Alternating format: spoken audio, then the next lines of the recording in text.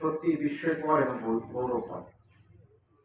একটা কথা স্পষ্ট, আপনারা শুধু বাংলাদেশের জন্য একটা স্বাধীন মানচিত্র আনেননি, আমাদের এই স্বাধীন মানচিত্র আনার মাধ্যমে আপনারা বাংলাদেশের মানুষের জন্য স্বাধীনভাবে তার সংস্কৃতি পালন, উৎসব পালন এবং তার জীবন পদ্ধতি, জীবন যাপন করার যে পদ্ধতি, সেটাকে বাছাই করার ক্ষমতা এবং স্বাধীনতা এনে দিয়েছিলেন।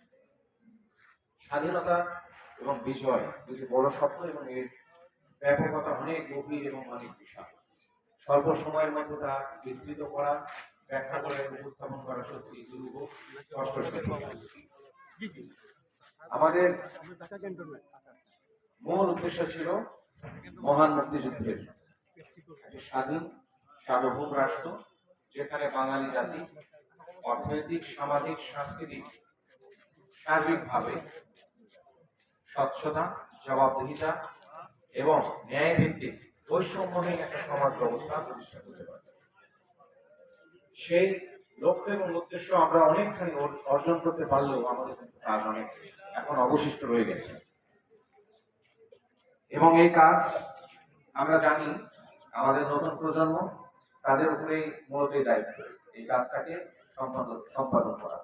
আপনারা মানচিত্র এনেছেন, এই মানচিত্রকে শক্তিশালী করা এবং মানচিত্রের যে ভিত্তিভূমি সেটাকে ইস্পাত কঠিন করা এবং মানচিত্রকে আরো গৌরবময় করার দায়িত্ব আমাদের এবং আমাদের প্রজন্মের।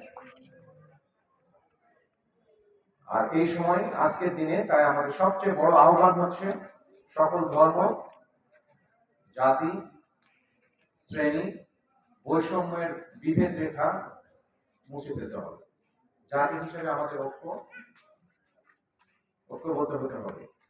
কিন্তু এটা একটা দুঃখের এবং আফসোসের বিষয়, আমরা আজকাল দেখি মুক্তিযোদ্ধাদের মধ্যেও একটা বিভেদ দেখা যায়, দল বা শ্রেণী বৈষম্য দেখা যায়। এটা কোনোভাবে কাম্য নয়।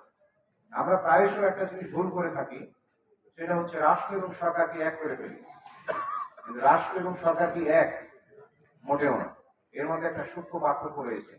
আবার মোটা দাগে বলতে গেলে একটা বড় পার্থক্য আছে, যেটা চোখে পড়ার মতো। পার্থক্যটা হচ্ছে, সরকার একটা প্রতিনিধি, একটা রাজনৈতিক দলের প্রধান হতে পারে, তিনি কিছু সময়ের জন্য দেশকে পরিচালনার জন্য দায়িত্ব পান। রাষ্ট্র রাষ্ট্র কিন্তু অপরিবর্তনশীল। রাষ্ট্র হচ্ছে আমাদের মায়ের মতো। একটা মায়ের 5টা সন্তান থাকতে পারে, কিন্তু 5টা সন্তানের মা কয়টা? একটাই মা।